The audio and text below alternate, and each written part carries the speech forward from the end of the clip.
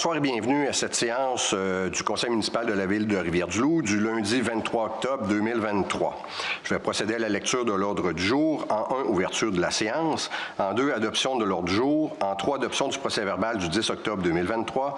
En 4, déclaration de la greffière, adoption du règlement 2147, modifiant le règlement de zonage 1253 afin d'ajuster la réglementation d'urbanisme dans le cadre d'une procédure semestrielle de modification.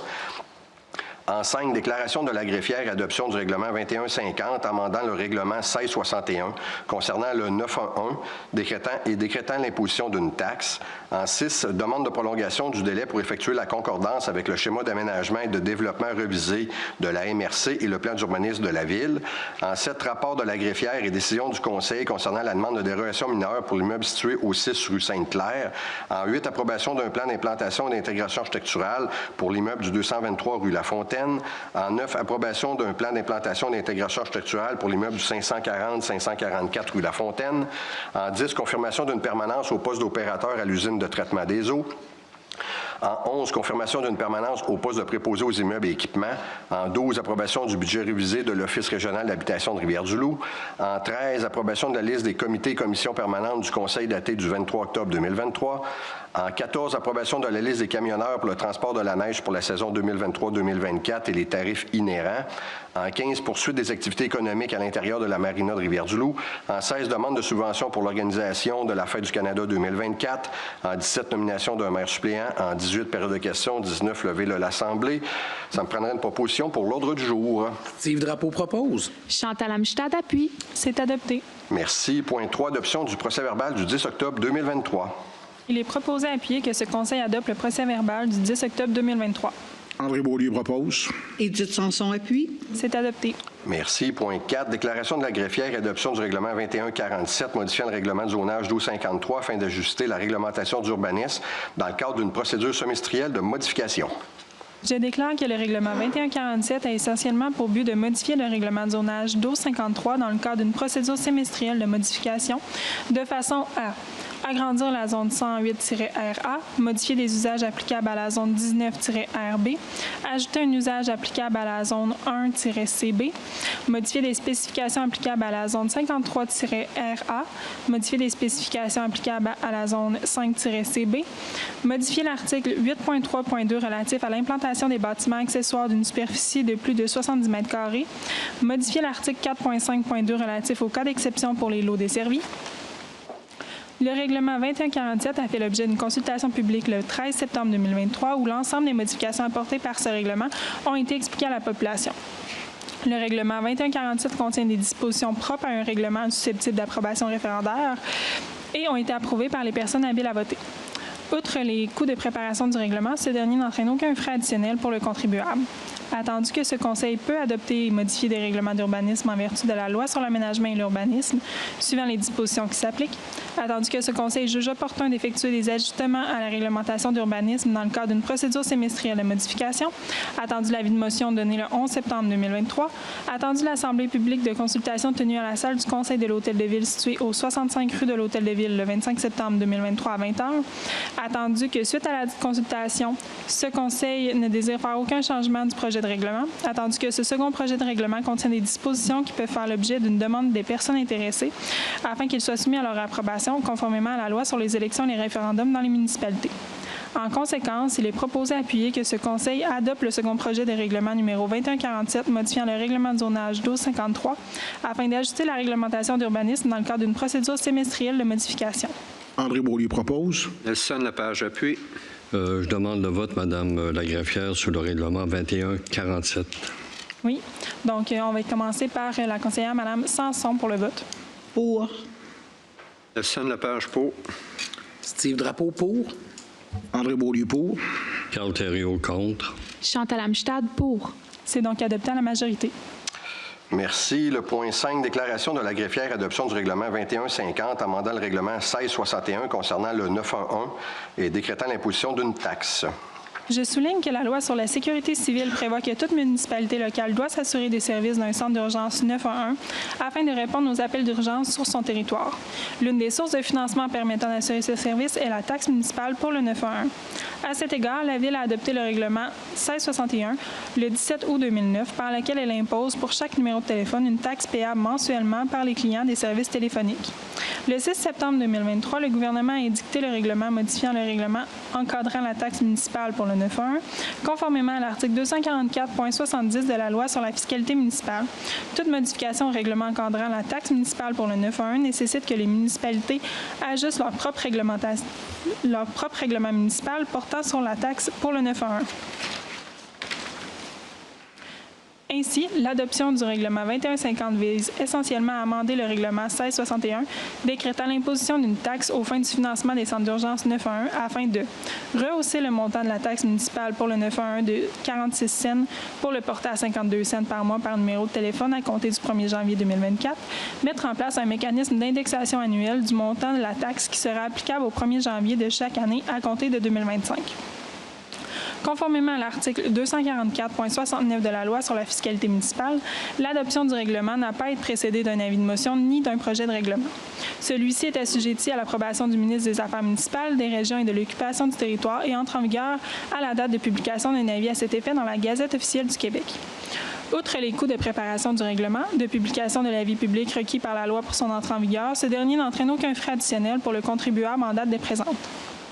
Attendu que la loi sur la sécurité civile prévoit que toute municipalité locale, à l'exception d'un village nordique, doit s'assurer des services d'un centre d'urgence 911 afin de répondre aux appels d'urgence sur son territoire, attendu que l'une des sources de financement permettant aux municipalités d'assurer le financement est la taxe municipale pour le 911, attendu que les municipalités locales ont adopté un règlement par lequel elles imposent pour chaque numéro de téléphone une taxe payable mensuellement par les clients des services téléphoniques, attendu que depuis le 1er août 2016, le montant de la taxe municipale pour le 911 n'a pas été indexé et qu'il apparaît important d'actualiser le montant de la taxe municipale pour le 911.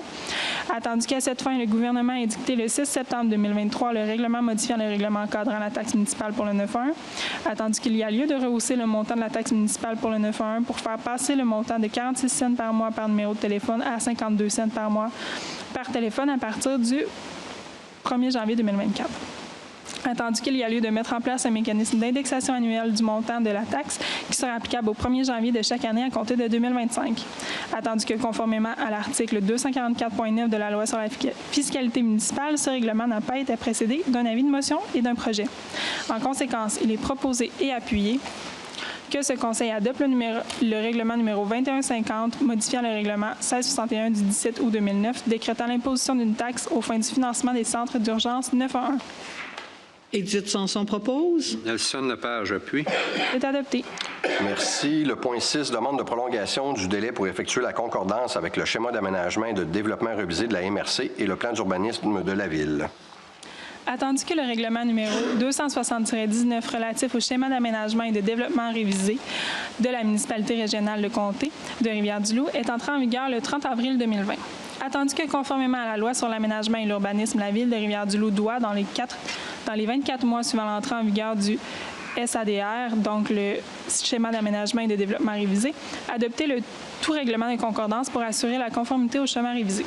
Attendu que la Ville de Rivière-du-Loup a amorcé le processus de révision de son plan et de ses règlements d'urbanisme afin d'assurer leur conformité au SADR, attendu que la Ville de Rivière-du-Loup pourrait ne pas être en mesure de respecter le délai prévu par la loi sur l'aménagement et l'urbanisme, attendu qu'à la demande de la Ville, le ministre peut accorder un nouveau délai selon les dispositions de la loi sur l'aménagement et l'urbanisme, attendu qu'une demande de prolongation du délai jusqu'en avril 2024 a été effectuée le 25 avril 2022 pour l'adoption de la résolution 193-2022. Attendu que si la Ville ne réalise pas l'ensemble des procédures d'adoption en avril 2024, des conséquences importantes pourraient être imputées à celle-ci. Attendu qu'il y a lieu de demander que ce délai soit prolongé de 6 mois, soit jusqu'en octobre 2024. En conséquence, il est proposé et appuyé que la Ville de Rivière-du-Loup demande à la ministre des Affaires municipales et de l'Habitation d'accorder un nouveau délai, soit jusqu'en octobre 2024, afin que la Ville de Rivière-du-Loup puisse adopter son plan et ses règlements d'urbanisme en concordance avec le schéma d'aménagement et de développement révisé de la MRC de Rivière-du-Loup. Que la présente résolution modifie à toute fin que de droit la résolution 193-2022 du 25 avril 2022 sur le même sujet et que la dite résolution soit transmise au ministère des Affaires municipales et de l'Habitation et à la MRC de Rivière-du-Loup. Rivière-du-Loup. Steve Drapeau propose. Carl Thériault appuie. C'est adopté. Dans le fond, là, ce qu'il faut bien comprendre, c'est une précaution qu'on prend. L'objectif est toujours de livrer le plan, la révision du plan d'urbanisme pour le début de l'année 2024. Mais s'il arriverait une bad luck, je vous dirais, mettons, un contretemps ou peu importe, ben, tu sais, puis qu'on ne peut pas le livrer, ben là, on aurait peut-être des pénalités. Fait que là, donc, on veut le prévoir. Mais je veux vous rassurer, là, l'objectif est toujours de le livrer au début de l'année 2024. Le point 7, rapport de la greffière et décision du Conseil concernant la demande de dérogation mineure pour l'immeuble situé au 6 rue Sainte-Claire. Conformément à l'article 2.1.3 du règlement 1259-2 relatif aux dérogations mineures, je fais rapport au Conseil que, suivant la publication de l'avis public publié le 4 octobre 2023 dans le journal Info Dimanche concernant la demande de dérogation mineure pour l'immeuble situé au 6 rue Sainte-Claire, je n'ai reçu aucun commentaire. Donc, s'il y a des gens qui voudraient venir s'exprimer sur ce dossier en particulier, le 6 rue Sainte-Claire, j'invite les gens à venir au micro immédiatement, si on veut. Non, ça va? Molly, on peut continuer. Oui. Attendu qu'aucun commentaire n'a été transmis quant à la demande de dérogation mineure présentée par le propriétaire de l'immeuble situé au 6 rue Sainte-Claire, afin de régulariser le recul du bâtiment principal implanté sur le lot 6 331 382 du cadastre du Québec, circonscription foncière du Témiscouata et faisant partie de la zone 68-RA. Attendu que le requérant désire que ce conseil accorde une dérogation mineure quant à l'implantation du bâtiment principal localisé à 5,84 mètres de la ligne avant de propriété, attendu qu'en vertu du règlement de zonage 1253, le bâtiment principal devrait être implanté à une distance minimale de 6 mètres et en conséquence, l'arrêt de dérogation demandée équivaut à une réduction de la distance de 0,16 mètres par rapport à la ligne avant de propriété, comme démontré au certificat de localisation. Attendu que tous les membres présents de ce conseil déclarent avoir pris connaissance de l'avis du comité consultatif d'urbanisme du 12 septembre 2023, recommandant de façon unanime d'accepter la demande de dérogation. Attendu que la demande de dérogation respecte les objectifs du plan d'urbanisme, est conforme aux dispositions des règlements de zonage de lotissement et de construction, ne faisant pas l'objet de la demande de dérogation mineure et est conforme aux dispositions du Code civil du Québec. Attendu que le propriétaire est de bonne foi, attendu qu'après analyse, cette demande de dérogation ne porte pas atteinte à la jouissance des propriétaires voisins de leurs droits de propriété. En conséquence, il est proposé et appuyé que ce conseil accepte la demande de dérogation mineure pour l'immeuble situé au 6 rue Sainte-Claire faisant partie de la zone 68-RA afin de conformer l'implantation du bâtiment principal localisé à 5,84 mètres de la ligne avant de propriété, équivalent à une réduction de la distance de 0,16 mètres comme démontré au certificat de localisation. Que copie de cette résolution soit adressée au requérant conformément au règlement 1259-2. Édith Sanson propose. André Beaulieu appuie. C'est adopté. Merci. Le point suivant, le point 8, approbation d'un plan d'implantation et d'intégration structurale pour l'immeuble du 223 rue Lafontaine. Attendu qu'en date du 8 septembre 2023, M. Kevin Boucher, propriétaire du commerce Éconorabais et locataire au 223 rue Lafontaine, présentait au comité consultatif d'urbanisme un plan d'implantation et d'intégration architecturale afin d'être autorisé à procéder à l'installation d'un affichage apposé dans une vitrine donnant sur la façade avant du commerce. Attendu que le projet respecte les dispositions relatives à l'affichage contenu au règlement numéro 1260-2, en conséquence, il est proposé à appuyer que ce conseil, sous la recommandation du comité consultatif d'urbanisme, approuve le plan déposé par M. Kevin Boucher pour le bâtiment situé au 223 rue Lafontaine. Nelson Lapage propose. Chantal Amstad appuie. C'est adopté. Merci. En 9, approbation d'un plan d'implantation et d'intégration structurale pour l'immeuble du 540-544 rue Lafontaine. Attendu qu'en date du 29 septembre 2023, l'entreprise Immeuble LDL Inc., propriétaire de l'immeuble situé au 540-544 rue Lafontaine, a présenté au comité consultatif d'urbanisme un plan d'implantation et d'intégration architecturale pour être autorisé à procéder à des travaux de peinture et de scellement des fenêtres sur les façades du bâtiment situé sur les rues Lafontaine et Saint-Élyséard. Attendu que le projet respecte les dispositions relatives à la restauration, à la rénovation ou à la réparation des bâtiments existants contenus au règlement numéro 1260-2, en conséquence, il est proposé à appuyer que ce conseil, sous la recommandation du comité consultatif d'urbanisme, approuve le plan déposé par l'entreprise Immeuble LDL Incorporé pour l'immeuble situé au 540-544 rue Lafontaine.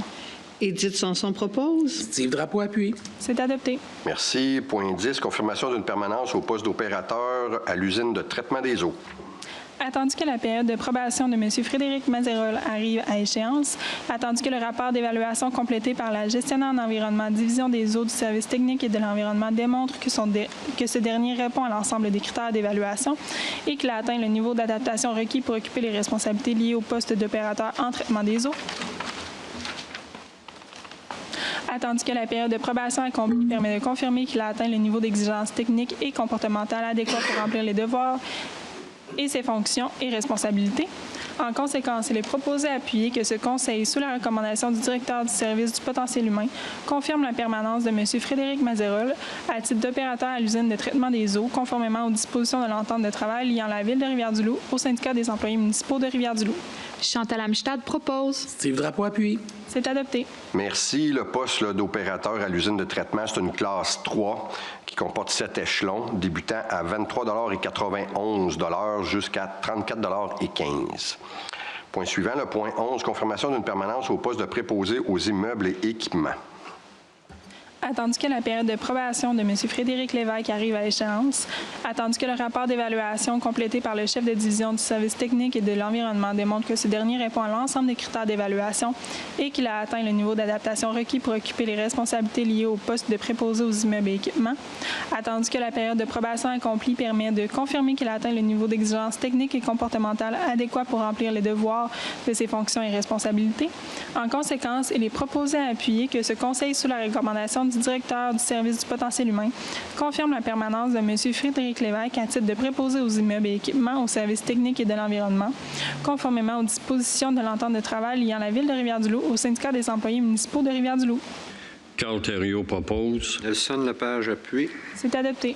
Merci. Bon, ce poste-là, c'est une classe 4 qui comporte 7 échelons, débutant à 23,20 jusqu'à 33,15 Le point suivant, le point 12, approbation du budget révisé de l'Office régional d'habitation de Rivière-du-Loup.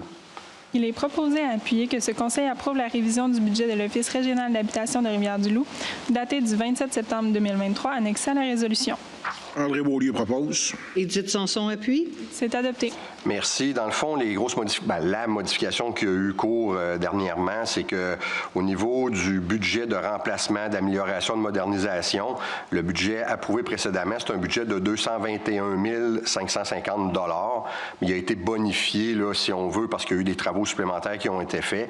Des fois, il y a la SHQ arrive avec des enveloppes qui restent, puis il nous offre de faire des travaux supplémentaires. Donc, cette enveloppe-là a monté d'à peu près 100 000 $, c'est-à-dire 322 850 pour le budget, comme je vous dis, de remplacement, d'amélioration, de modernisation, ce qui fait que l'apport de la Ville, qui était dans l'ancien budget précédent de 123 073, est monté à 133 203.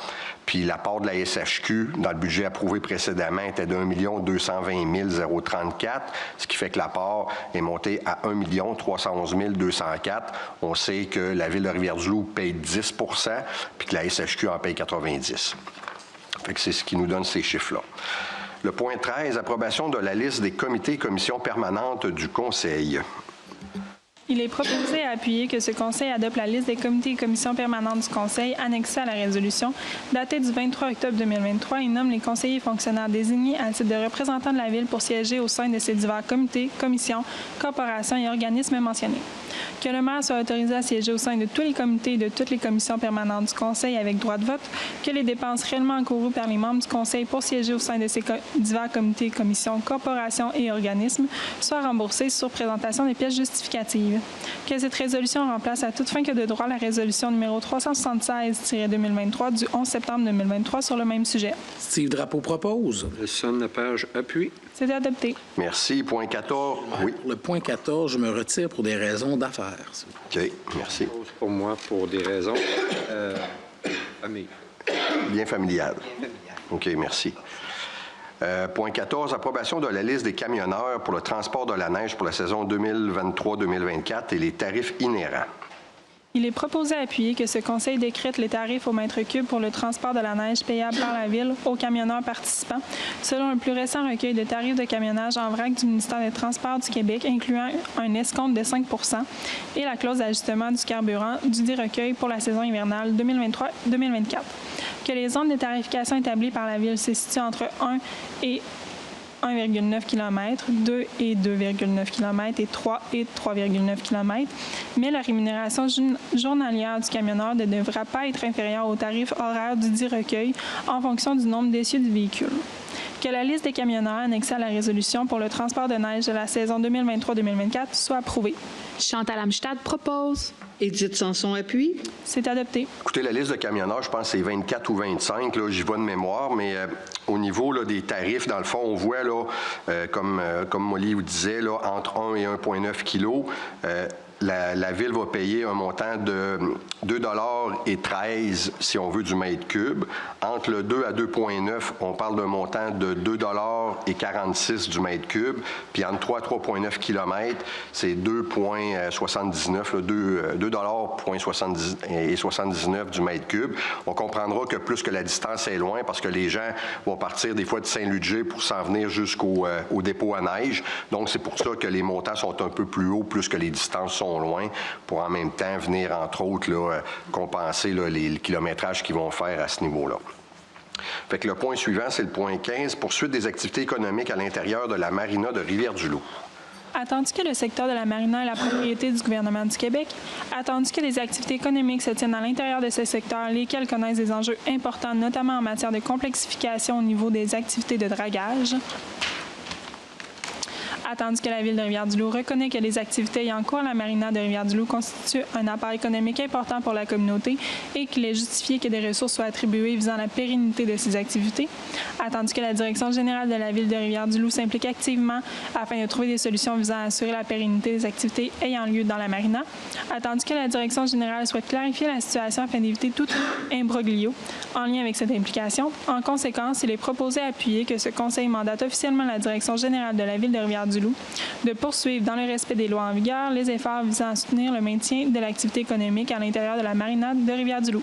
Carl Thériault propose. Steve Drapeau appuie. C'est adopté. Dans le fond, ça vient juste comme clarifier effectivement le mandat de notre direction générale. C'est quelque chose que M. Denis faisait quand même depuis un certain temps, mais pour le rendre plus confortable dans le travail qu'il a à faire, bien, on vient vraiment y donner un mandat clair du conseil municipal. Donc, il y a les coups des franges pour pouvoir faire son travail à, comment je dirais ça, avec l'esprit tranquille. Oui, tout à fait. C'est bon. Point 16, demande de subvention pour l'organisation de la Fête du Canada pour 2024. Il est proposé à appuyer que ce Conseil autorise le dépôt d'une demande de financement au programme Le Canada en fête auprès du gouvernement du Canada et autorise la gestionnaire des programmes culturels et patrimoniaux, Mme Julie Martin, à signer tous les documents requis à cet effet pour la Ville de Rivière-du-Loup et au nom de celle-ci. Nelson Lepage propose. André Beaulieu appuie. C'est adopté. Merci. C'est sûr qu'on ne sait pas ça va être quoi le montant. Pour 2023, on avait eu un 10 000 mais dans le fond, on fait une demande puis on va le savoir en même temps que tout le monde. Ça sera quoi le montant qui nous sera octroyé. Le point 17, nomination d'un maire suppléant. Il est proposé à appuyer que ce conseil désigne le conseiller M. Steve Drapeau à titre de maire suppléant pour les mois de novembre et décembre 2023, ainsi que janvier et février 2024, et qu'il soit désigné pour agir comme substitut du maire au sein du conseil des maires de la MRC de Rivière-du-Loup durant cette période, en cas d'absence de ce dernier, de son incapacité, de son refus d'agir ou de vacances de son poste, et qu'il remercie la mairesse suppléante sortante, Mme Chantal Amstad, pour sa disponibilité et sa collaboration dans l'exécution de ses fonctions au cours des 4 derniers mois. Nelson Lepage propose. Édith Sanson appuie. C'est adopté. Oui, effectivement. Bien, merci, Chantal. Je sais que c'est arrivé à quelques reprises, que j'étais déjà dans d'autres rencontres, que tu m'as remplacé. Fait que merci beaucoup de ton implication au cours des 4 derniers mois. Puis, Steve, bien, je vais essayer de te ménager pour les 4 prochains. Point 18. Bon, période de questions, mais on ferait comme un petit tour de table avant. Oui, dites. Alors, oui, Monsieur le maire, vendredi dernier, j'étais présente à la Nuit des sans-abri. J'aimerais remercier les organisatrices et les organisateurs pour l'organisation de cette activité, ainsi que les citoyennes et citoyens qui sont venus nous rejoindre. Puis je profite également de l'occasion pour remercier tous les intervenants et les intervenantes qui travaillent au quotidien auprès des personnes et de la population là, ayant des besoins particuliers. Alors, c'est vraiment quelque chose qu'on doit souligner parce que sans eux, certaines difficultés seraient encore énormes. Oui, oui. L'union fait la force. Hein? Oui, merci Edith, c'est gentil. Rien de particulier, monsieur. Non, c'est bon, M. Drapeau. Juste un petit clin d'œil, là, à remercier les gens qui étaient présents à la marche du défi Pierre Lavoie. Oui, la semaine passée. Un peu de pluie, Ouais. mais il y avait quand même beaucoup de personnes présentes. Fait que merci aussi aux gens de la ville derrière l'événement. Merci aussi aux collègues qui avaient amené cette idée-là à l'époque. Oui, ça fait... C'est un remerciement, tout simplement. Oui, c'est vrai. C'est Nelson qui nous avait amené ça au conseil il y a 6 ans à peu près, disait que ça serait le fun que les élus s'impliquent puis que la ville. Fait que toutes les années, c'est un franc succès. Merci, Nelson. André? Rien de spécial, M. le maire. Bien. Carl? Oui, Monsieur le maire, je voudrais juste préciser concernant le règlement 2147, là, l'idée, quand j'ai voté contre, c'était pas contre l'ensemble du règlement, mais une infime partie du dit règlement qui consistait à la relocalisation d'une entreprise dite semi-industrielle dans un secteur récréo-touristique. J'ai évidemment rien contre cette entreprise-là, qui est excellente, comme toutes les PME de Rivière-du-Loup. Mais dans ce secteur-là, ça m'apparaissait malvenu d'accepter cette relocalisation-là, et compte tenu qu'un jour, dans toute la partie ouest de la pointe, il va falloir s'occuper de reniper ça avec le statu quo du traversier, comme on l'espère, mais il va falloir un jour, comment je dirais ça, rénover des choses eu égard que depuis 15, 20, 30 ans, sauf pour le traversier, il ne s'est pas fait beaucoup de choses dans cette partie-là, qui est une des plus belles de la ville de Rivière-du-Loup et de l'Est du Québec. Merci, Monsieur le maire. Oui, merci, Carl. Oui, Chantal? Oui, je souhaite juste rappeler aux citoyens et citoyennes que dans le cadre de la Semaine québécoise de réduction des déchets, le défi 21 jours pour réduire tes déchets se poursuit. Donc, j'invite les gens à aller visiter le site Internet de la Ville, la page Facebook. Il y a plusieurs informations qui sont partagées à ce niveau-là pour nous aider à réduire notre empreinte écologique. Voilà. Oui, merci, Chantal. Bien, écoutez, je prendrais peut-être juste la balle au bon sur ce que Carl vient de dire. Effectivement, c'est un dossier qui avait été présenté au comité consultatif d'urbanisme, qui avait eu une orientation favorable à majorité. Autour de la table du conseil, c'était la même chose. Puis le secteur récréo-touristique que Carl parle, effectivement, il y a une partie qui est là-dedans, mais le projet consiste sur le boulevard Cartier. Déjà, ce bâtiment-là, où ce que l'entreprise veut aller, il y a déjà de l'exploitation qui se fait là, une opération, si on veut, qui se fait là au niveau de la soudure. Fait que c'est pour ça qu'on voyait pas d'enjeu à ce niveau-là. Je comprends que Carl, pour lui, ce secteur-là n'était pas souhaitable. Il voulait vraiment comme qu'on le conserve récréo-touristique, mais c'est une industrie qui est déjà là depuis quand même plusieurs années. Donc, c'est pour ça qu'on avait un différent à ce niveau-là. Je respecte le choix, bien évidemment, du conseiller Thériault, mais nous, de notre côté, on ne voyait pas de problématique. Fait que c'est pour ça qu'on va de l'avant, mais je suis content que Carl ait pris le temps de l'expliquer aussi de son côté. Fait qu'on serait rendu au suivi de peut-être des dernières questions qu'on a eues à la dernière séance, M. Lagacé. Oui, merci, M. le maire. D'abord, je vais remercier Jacques Moreau qui m'avait remplacé lors de mon absence. Il y avait sorti des questions concernant des problématiques à l'éco-centre, puis il semblerait manquer des équipements. Vérification faite, il faut comprendre que l'éco-centre relève de la MRC de Rivière-du-Loup. Ils ont déclaré leurs compétences là-dedans. Et quand le projet a été lancé, ils avaient déjà dit que l'aménagement de l'éco-centre, même s'il était déjà ouvert à la population, c'était un projet qui était en élaboration et en construction sur une période de 3 ans. Donc, effectivement, ça se peut qu'il y ait des choses qui s'améliorent au fur et à mesure. Puis, il avait été demandé aussi si on avait une personne qui était déléguée par la Ville au niveau de la gestion de l'éco-centre comme tel. Fait que, effectivement, je répète, c'est la propriété de la MRC. La gestion a été confiée à Coeco. Mais par contre, Jean-Bernard Ouellet, qui est notre gestionnaire attitré là, à la gestion des matières résiduelles, collabore bien. Puis souvent, son expertise est demandée là, dans l'aménagement de ça. Donc, c'est à peu près ce que je pourrais dire aussi sur cette question-là. Merci. Ça marche. Fait qu'on s'est rendu sur les questions sur l'ordre du jour. Fait que s'il y a des questions sur l'ordre du jour, je vous invite au micro, s'il vous plaît.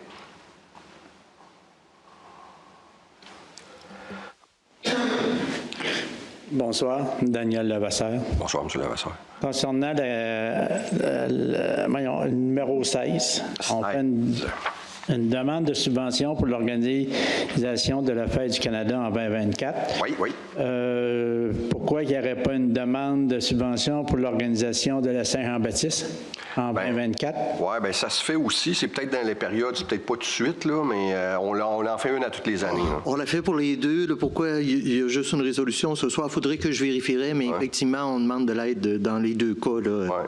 C'est sûr que la Fête du Canada, on a souvent de fois plus de subventions que la Fête nationale. Et je pourrais vous revenir avec une réponse.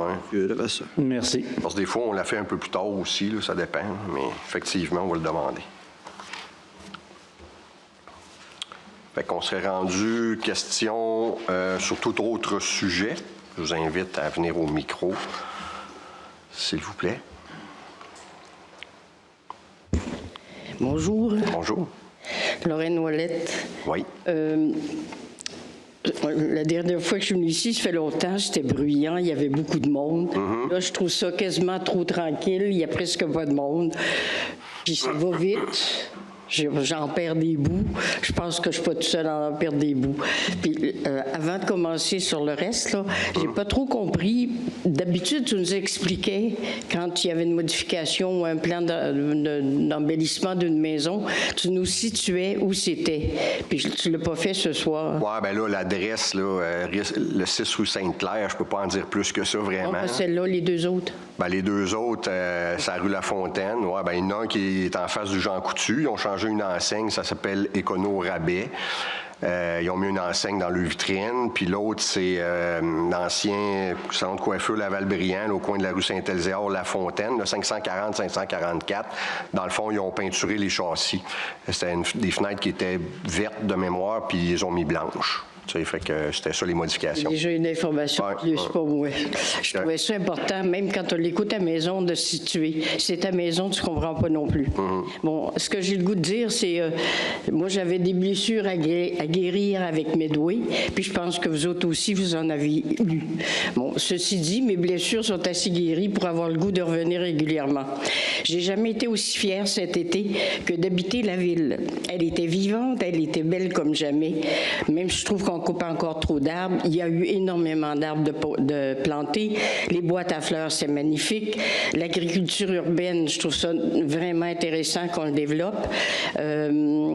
Sauf et l'asphalte qu'on trouve un peu partout. Il y en avait des trous, mais au marché, moi j'allais de là tous les samedis, c'est pacté de trous. Marché public. Dans le stationnement, là? Ben oui. Alors, je ne sais pas combien de fois on est obligé de se tasser. Ça, j'espère que ça va t'améliorer. Les outils de communication sont extraordinaires aussi. Bravo. L'accessibilité, la sécurité, M. Lagacé est Tremblay dans le temps, ben on a des bancs partout. J'espère qu'on va les garder cet hiver parce qu'on est de plus en plus vieillissants, des mamans, des jeunes familles. On a besoin de bancs pour s'asseoir ou mettre nos paquets des fois. J'ai adoré le café culturel, quoi qu'en disent certains messieurs. Ça a été un lieu de rencontre. Il y a eu des spectacles, on a pris des cafés, on a admiré des couchers de soleil. Alors, bravo d'avoir tenu compte à des plus puissants que Monsieur Tout-le-Monde. Donc, pourquoi je reviens? Puis c'est parce que j'ai l'intention de revenir. Je reviens parce que j'aimerais qu'on réfléchisse davantage, ensemble, le conseil municipal et la population. Tu sais, ça se passe vite. Moi, je félicite M. Thériault qui ose de temps en temps dire « moi, je suis pas d'accord ». On ne peut pas tout le temps passer tout pareil. On est d'accord avec ça. Bon, mais je trouve pas qu'on travaille ensemble. Je trouve que vous travaillez d'un bord, la population de l'autre. Je suis pas si sûre que ça, qu'on pourrait pas améliorer ça. Moi, je viens parce que je souhaite qu'on l'améliore. J'aimerais qu'on ait un plus grand équilibre entre les forces économiques, commerciales et industrielles et entre les valeurs humaines puis les besoins humains de notre population. Je suis revenue pour ça, vieillir à Rivière-du-Loup, et je ne suis pas toute seule. Ce que j'aimerais aussi, ce qui m'a fait venir plus vite, j'hésitais encore hier, c'est que je passais par la rue des Jonquets hier. Moi, j'allais faire ma raquette, là. Il y avait du bois, là. Puis là, j'ai fait ça. J'ai regardé. C'est développé d'une façon incroyable. Très beau. Mais la question que je me pose en venant, Est-ce qu'on ne va pas un peu trop vite sur le développement commercial, industriel et commercial? Parce que, en même temps, j'ai eu une invitation pour aller au comité de logement. Il va y avoir une réunion. C'est ouvert et préparé pour qui, ça? Ce grand projet-là? Bien, il y a des gens qui ont des terrains. La ville, on a un terrain. Il y a des gens qui vont vendre le terrain. Il y a des gens qui veulent venir s'établir dans ce secteur-là. C'est pour ça qu'on fait ça. Ces gens, c'est pas les gens qu'on privilégie par rapport à d'autres? Non.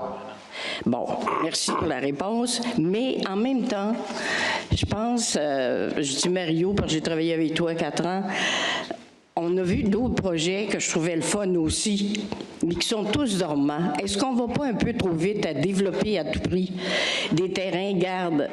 On n'a qu'à penser la rue de l'Ancrage. On a tout commencé au Insacode. Ça devait être un beau projet qu'on aurait cette année. C'est mort. Écoutez, là, on va mettre une chose au clair. Il y a des promoteurs privés, c'est le business à eux autres. C'est pas à nous autres à leur dire quoi faire puis comment le faire. Je veux dire, ils vont à leurs étapes à eux. Le projet de la rue de l'Ancrage va se faire. M. Dubé en a parlé. Chaque projet. Je veux parler en général, Marie. Laisse-moi finir. Non, mais c'est ça. Avez-vous une question? C'est ça que je veux savoir. Donc, mais ce que je veux dire, il y en a plusieurs comme ça. Laisse-moi les nommer. Oui. Je ne dis pas que c'est ta faute, je ne dis pas que c'est la faute du conseil municipal. Je connais très bien le privé puis sur quoi on peut agir. Mais par contre, ça remet en question pour moi. Il y a rue de l'Ancrage, il y a rue en avant de Reine-Entier qui a commencé, qui est arrêtée. Il y a Midway qui devait aller beaucoup plus vite, qui retarde. Il y a les Sœurs Clarisse, que ça ne débouche pas. Bon, moi, ce que ça me pose comme question, c'est... Est-ce qu'on ne va pas trop vite, d'une certaine façon, à vouloir à tout prix développer? Parce qu'il y a de moins une des choses que je sais pour Midway, parce que j'ai de la parenté un peu là-dedans, là. Ils n'ont pas de travailleurs, ça retarde. On manque d'ouvriers, on manque de plombiers, on manque de tout, des soudeurs. Puis on développe, mais on va faire quoi si on n'a pas le monde pour continuer nos projets? Ces exemples-là, je trouve que c'en est un exemple. Un, on n'a pas d'argent. Un, on ne trouve pas le monde. Moi, je vous demanderais d'aller moins vite sur des grands projets par rapport à d'autres besoins de la population. Bon, je trouve les modèles de mixité où ça fonctionne, il y a beaucoup de recherches de faites, pas juste à Rivière-du-Loup, où le public et privé travaillent plus ensemble, où ça crée moins de résistance. Il y a plus de mixité. Je trouve que ça manque à Rivière-du-Loup. Vous n'êtes pas obligé de me croire, mais je le souhaite. Je trouve qu'on n'est pas encore assez à l'écoute l'un de l'autre. Tu sais, j'ai pas eu le temps de finir, tu me répondais déjà. C'est parce qu'on a mis en place une façon de faire si on ne veut plus de monologue. Si vous pouvez me parler de ça, on peut prendre un rendez-vous, m'en parler. Poser une question. Du conseil, poser des questions. Bon, je t'ai posé une question tout à l'heure. Oui. Là, je reviens à ma deuxième, j'en ai 2. C'est à quelle question vous m'avez posée? Mais je t'ai demandé, est-ce qu'on n'irait pas trop vite sur le développement des projets commerciaux quand, je t'ai donné l'exemple, les autres qui ne se développent pas? Vous me dites qu'il y a des projets qui sont là qui ne se développent pas puis qu'on irait trop vite, bien là, je ne sais pas, j'ai de la misère à vous suivre. Là. Honnêtement, là, tu sais... raison de plus, si on a de la misère avec les autres, à les démarrer, arrêter de faire des vues, de l'asphalte et des lumières, pendant que d'autres besoins de la population, je suis rendu là. Oui, mais tu sais, comme l'exemple que vous donnez, là, c'est les promoteurs qui ont payé là-bas, là. C'est pas la ville, là. Je comprends ça. Bon. Mais est-ce que nous, la Ville, on n'aurait pas intérêt à mettre cet argent-là à développer des gros projets là-bas, comme la rue des Jonquilles, à donner plus de temps? Quand j'ai fait la demande la dernière fois, avant Midway, là, pour que le parc de la Cité soit ouvert l'hiver, c'est vivant l'été, c'est mort l'hiver. Place de la Cité, la Cité des Jeunes. On a eu un projet pilote de 3 ans avec l'ancienne mairesse. C'est un projet pilote. La première année, pas trop de monde. Deuxième, plus de monde. Troisième année, ça allait très bien. Et l'an dernier, quand j'ai fait la demande, toujours dans le comité, Mme Sanson était là, on a eu comme réponse, j'ai oublié de la porter. Bien, de toute façon, on s'est vu il n'y a pas longtemps, vous m'en avez parlé, c'est quoi je vous ai répondu? Je vous ai répondu que j'allais refaire une demande pour le mettre dans le budget 2024. C'est ce que je vous ai répondu. Les processus budgétaires vont se faire dans les prochaines semaines, Je dirais prochaine semaine, puis on va regarder si on peut le remettre. Ma question est, puisque l'an dernier, vous avez dit on n'a pas d'argent pour l'ouvrir, on n'a pas d'argent pour des toilettes, tu savais même pas toi-même qu'il y avait 2 toilettes d'ouvert, on n'avait jamais demandé ça. Ça a coûté 2 fois plus cher que ce que nous autres on demandait. Tu ne savais pas toi-même. Ben non, qu'il y avait 2 toilettes d'ouvertes dans le parc du campus, vous parlez? Dans le parc de la Cité? Oui. OK? Non, il y en avait 2 ouvertes, je sais pas. On s'est fait répondre, puis c'est dans le procès-verbal, je peux aller chercher la date, que le conseil municipal n'avait pas d'argent. Et que la recommandation qu'on nous a faite au comité, c'était de faire marcher les gens ailleurs. Et c'est sûr que le parc n'est pas aménagé pour être déneigé avec de la grosse machinerie. En partant, là, pas le temps de finir, je vais aller chercher le procès-verbal, je vais te le lire. Bien, vous me le lirez tantôt. Je veux des questions. Bien, ma question, c'est ça. Est-ce que cette année, dans votre budget, vous allez être capable de prévoir qu'on puisse faire marcher les familles, les femmes enceintes? J'ai passé après-midi là. C'est plein de gens qui font marcher leurs chiens. C'est plein de gens, j'ai vu même la semaine dernière, c'est plein de gens qui mangeaient, même s'il faisait froid. Les nouveaux arrivants, là, ils sont autour. Ils vont aller où cet hiver? J'ai moi-même dans ma famille une professionnelle que j'ai fait venir.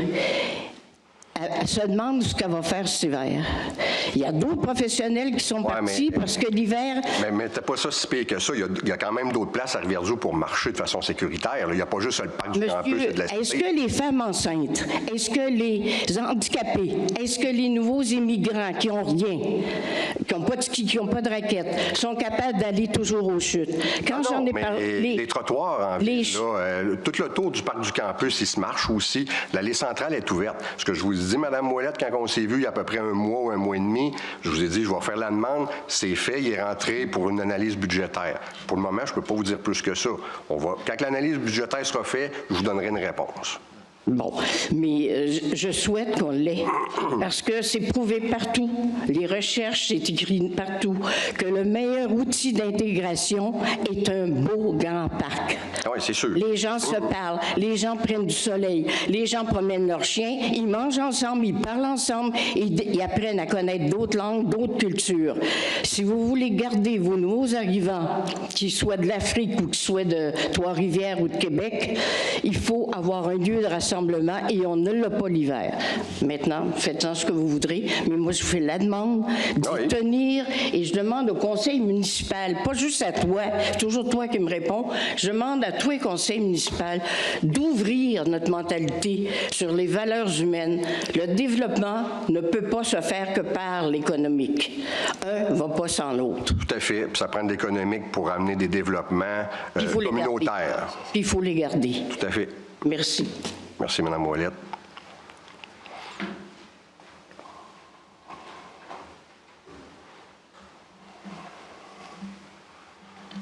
Bonsoir, Daniel Levasseur. Oui, bonsoir. J'avais posé une question il y a 2 semaines concernant les bornes fontaines sur la rue L'Éveillé. Oui, il y en avait 2 qui étaient défectueuses, puis ils ne sont pas encore réparés à l'heure qu'on se parle. Pour moi, ce n'était pas une question, c'était de rapporter un bris. On a fait des requêtes. Ça fait que les requêtes sont parties pour la réparation. Ça fait au moins 3 réunions. Okay. Au début de septembre, c'était déjà avec quand il y a eu une inspection des bornes, là, il y a eu des étiquettes mettre sur les bornes. J'ai attendu 1 mois avant de vous en parler, puis là, on est rendu à la fin du mois. Okay. Donc, ça veut dire qu'il y a quelqu'un quelque part qui ne bouge pas. Ça peut être quelqu'un qui ne bouge pas ou un fournisseur qui n'est pas disponible ou du matériel qui n'est pas disponible. Il peut y avoir plein de raisons, M. Levasseur. Moi, ce que je vous dis, c'est que pour moi, ce n'était pas une question. Vous avez rapporté une problématique, on a fait la requête. Si vous voulez savoir où c'est rendu, je vais reposer la question puis je vous reviendrai. Ça vous va? Parce que là, ça m'inquiète de plus en plus. Bien, écoutez, c'est sûr que c'est... Je ne sais pas c'est quoi qu'elle a, la borne fontaine, mais il peut y avoir plein de raisons pour... ils ont une étiquette, il y a une étiquette dessus qui dit il ne peut pas l'employer.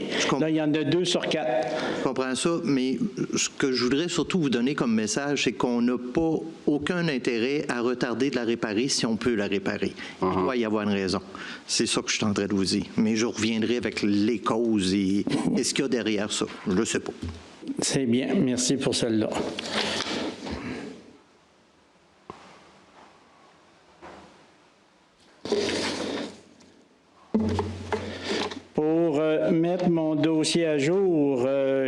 avec l'éclairage, est-ce qu'on a réussi à régler le problème avec le fournisseur?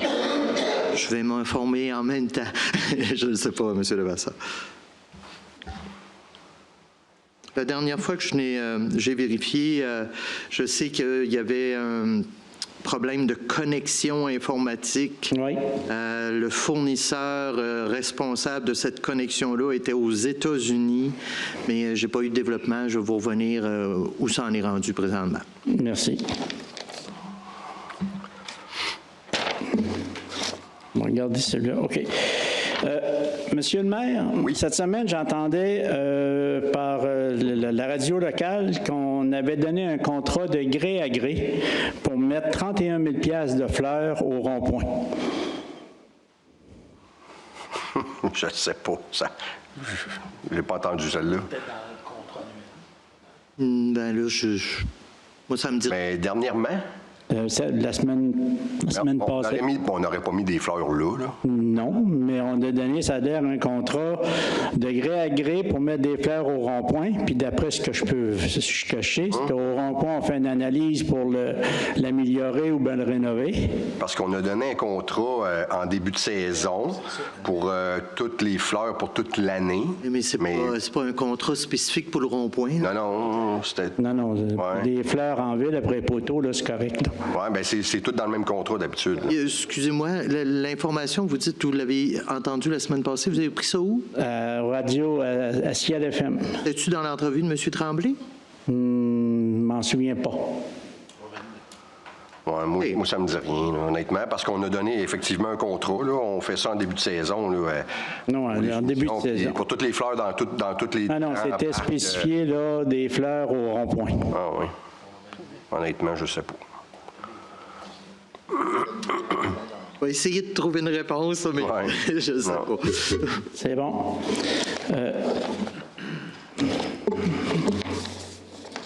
Non, l'éclairage, borne fontaine, éclairage. C'est ici. On avait à la cour, on avait une... Voyons, j'ai plus mon papier.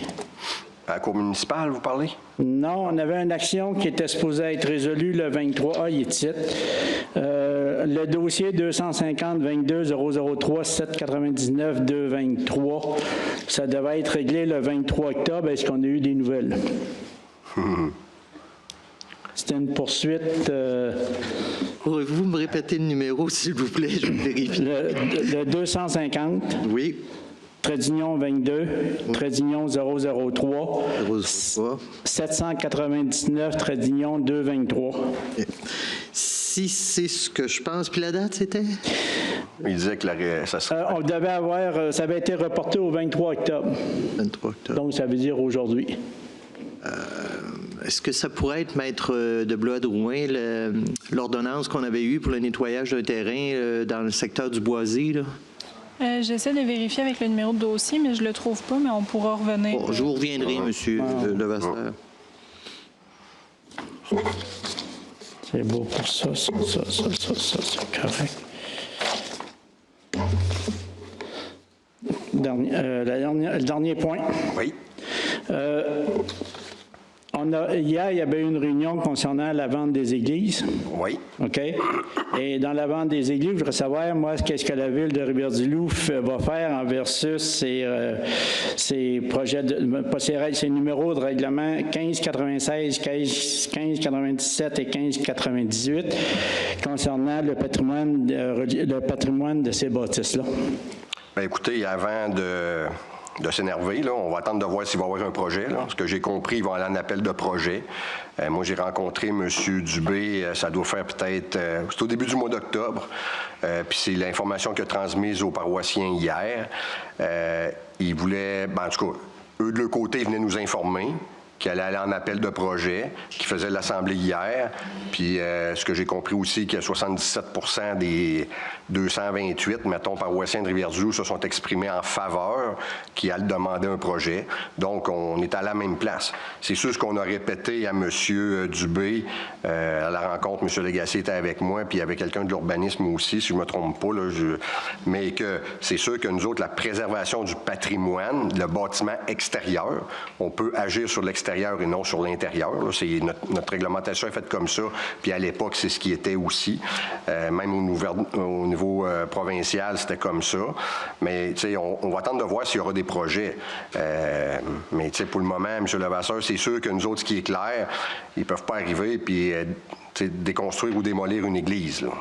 Ça reste que c'est clair. Tout dépendant du projet qu'il y aura à l'intérieur, de quelle façon ils voudront préserver les murs extérieurs, tout ça, ça sera évalué.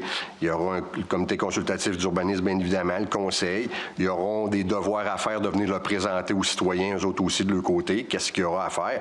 Mais la ville, c'est une étape. La MRC, une autre étape. Puis le ministère aussi du patrimoine, c'est culture et communication, la MCC, là, qui aura à se prononcer sur la suite du dossier. Moi, ce que je vous dirais pour le moment, on va attendre de voir qu'est-ce qu'ils vont faire. Mais, tu sais, on n'est pas... c'est ça, pour moi, c'est prématuré présentement. Ce que j'ai dit, puis je répète, la Ville, s'il y a des projets, on peut collaborer dans les projets, on peut être aidant dans le sens que si c'est un organisme communautaire ou peu importe. D'ailleurs, sur l'église Saint-François, il y a encore des travaux qui se font avec la Société de sauvegarde du patrimoine religieux. Tu sais, dernièrement, la Ville, on a donné un montant d'argent pour les aider. Ça fait quand même plusieurs années qu'ils font des études de qu'est-ce qui pourrait être fait là, c'est quoi les coûts de rénovation. Ils sont encore là-dedans. On aura une rencontre dans les prochaines semaines avec ces gens-là, savoir où ils en sont rendus. Mais si on peut sauver l'église Saint-François puis qu'ils ont besoin d'une participation de la Ville pour les aider dans des demandes de subvention ou des trucs comme ça, on va être là. Tout ce qu'on a dit, c'est qu'on ne veut pas devenir propriétaire d'un bâtiment, d'une église. Ça, c'est clair. On est déjà propriétaire, la Ville, du presbytère à Saint-Ludger. Le presbytère Saint-Ludger appartient à la Ville. Il y a des locataires qui sont à l'intérieur. Il y a un projet de rénovation majeur avec les locataires. Puis il y aura une partie de la Ville. Ils ont demandé si la Ville voudrait s'impliquer financièrement. On a dit oui. Mais c'est ça. Tout dépendant là, qui se passera dans l'avenir pour les autres bâtiments religieux, bien, de quelle façon la Ville pourrait être interpellée. Mais à moins qu'on ait un mandat clair et très clair de la population qui dit on veut que le conseil municipal sauve les églises puis qu'il fasse tout dans le pouvoir financier de le faire, bien, on aura un mandat clair et on regardera ça. Je pense qu'à court terme, c'est pas une bonne idée pour le moment, mais on va attendre de voir ce qui se passera. Vous nous parlez d'un mandat clair venant des citoyens. Est-ce que la Ville prendrait les devants pour avoir ce mandat clair-là? C'est sûr que oui, on pourrait. De quelle façon qu'on le fera? Est-ce que c'est un sondage ou autre? Mais moi, les échos que j'ai présentement, oui, il y avait des gens qui étaient là hier. Là. C'est correct. Il y a des gens qui se sont exprimés. À un moment donné, quand tu enlèves les motifs là-dedans, puis tu te lèves la tête au-dessus de ça, puis tu regardes ça, oui, de conserver des bâtiments, c'est tout à fait normal, puis c'est tout à fait souhaitable. Mais en même temps, la capacité de payer est où là-dedans, puis jusqu'où on va, puis c'est quoi notre mission. On sait que nous, de notre côté, le MAMACH, parce qu'on a eu une rencontre, ça remonte à peu près 1 an, une ville ne peut pas donner de l'argent à une fabrique. T'sais, la ville ne peut pas faire ça, c'est illégal de le faire. Mais on a aidé par la bande. La Ville, on était prêt à donner à la Société de sauvegarde un 15 000 pour chauffer l'église Saint-François. Je ne sais pas si vous vous souvenez, là, Mme Michaud était porte-parole de ça, puis elle a fait une super de job, puis elle a pris ça dans ses mains, puis elle avait dit à la Ville, moi, elle m'avait approché, j'étais conseiller à l'époque, en disant, si nous, on ramasse un montant X d'argent, est-ce que la Ville est prête à accoter le montant qu'on va ramasser des citoyens, des paroissiens? Puis on était dit, oui, nous autres, on pourrait aller jusqu'à un maximum de 15 000. Mais il y a eux de l'autre côté, je pense qu'ils avaient ramassé une affaire comme 25 ou 26 000, qui leur faisait une enveloppe totale d'à peu près 40 ou 42 000 à l'époque, avec le 15 000 de la Ville. La fabrique a décidé de ne pas leur mettre le chauffage, mais l'argent était ramassé pour le faire. Mais la Ville avait quand même dit, OK, on va embarquer là-dedans pour donner la chance peut-être d'avoir une année supplémentaire de plus pour toujours continuer d'étudier puis que l'Église se détériore le moins possible. Mais écoutez, c'est un choix. La fabrique a dit non, on n'ouvre pas le chauffage. Bon, mais Ça n'a pas été plus loin avec ça à ce niveau-là. Mais de quelle façon on peut aider? Moi, je pense que ça, c'est des aides qu'on peut faire. On peut, comme je vous dis, je me répète, mais accompagner, puis de voir de quelle façon on peut le faire. Mais, moi, on va attendre de voir si éventuellement il y a un projet vraiment déposé, projet sérieux. Ça va consister en quoi? Puis après ça, ben, on verra. Puis, le promoteur aura une job à faire aussi là, de son côté. Là. Puis je le lance, le message, là, les promoteurs qui prennent ça, tu peux pas arriver puis prendre un bâtiment religieux comme une église puis le raser pour avoir le terrain. Ça passera pas, là. T'sais, mais qu'est-ce qu'on peut faire entre la démolir puis avoir quelque chose de viable à l'intérieur? Il y a ça aussi. Parce qu'on veut pas, les 3 églises de Rivière-du-Loup, c'est touristique. Ben oui, écoute, c'est sûr qu'il y a du tourisme dans ce sens-là, comme il y a des gens qui vont dans d'autres villes au Québec ou même dans le monde qui vont visiter des églises. C'est moi le premier, quand je vais dans le secteur de Saint-Anne-de-Beaupré, j'aime toujours ça, aller à Basilique là-bas, à Cathédrale là-bas, à Saint-Anne. Mais, tu sais, nos églises, à part Saint-Patrice, qui, oui, est belle à visiter, je pense que les 2 autres, puis Saint-Ludger, c'est peut-être plus ordinaire comme architecture, là. Puis Saint-François, c'était une belle église, mais malheureusement, dans l'état où elle est rendue là, je pense qu'elle n'a plus le cachet qu'elle avait. C'est sûr qu'il y a des investissements majeurs à faire, je pense, pour le remettre en état, justement, d'être ouverte à la population, que ce soit juste simplement pour aller la visiter, là. Mais, tu sais, M. Levasseur, honnêtement, je ne sais pas par quel bout le prendre. Tu sais, M. Morin, feu Michel Morin, à l'époque, je pense que c'était en 2010, il y avait un gros projet. On est 13 ans plus tard, on n'est pas plus avancé. C'était supposé être le musée. Financièrement, le musée, ben, ils ont comme eu peur. Tu sais, bon, c'est des coûts de chauffage, c'est l'entretien, c'est des gros bâtiments, là. Fait que, ça fait qu'on est là. Mais il y a du monde qui essaye de trouver des idées, de mettre quelque chose là, mais on dirait que ça lève pas. C'est tout le temps de faire une modification, une amélioration, mais après ça, c'est d'être périn dans le temps. Comment est-ce qu'on fait pour payer l'entretien? Comment est-ce qu'on fait pour payer le chauffage? C'est tout ça qui vient en ligne de compte. C'est des budgets quand même importants, là. Fait que c'est pas n'importe qui peut... C'est pas la bourse de n'importe qui. On parlait d'organismes communautaires, mais ces organismes communautaires, tu peux pas le louer un logement à 3 000 $ par mois, un bureau pour être là-dedans, mais pour rencontrer les frais annuels, ça pourrait coûter ça, là. Fait que, il y a eu des rencontres. Écoutez, moi, depuis que je suis à la mairie, j'ai rencontré le Collège Notre-Dame, on a rencontré le District d'Anza. Là, je m'avance, là, mais c'est des rencontres qu'on a faites avec le comité de sauvegarde aussi. Ben, de quelle façon on peut le faire? La ville, vous voudriez faire quoi là-dedans? Puis jusqu'où on peut aller? Mais finalement, les gens arrivent à l'autre bout. Puis on a une belle relation avec la fabrique. Là.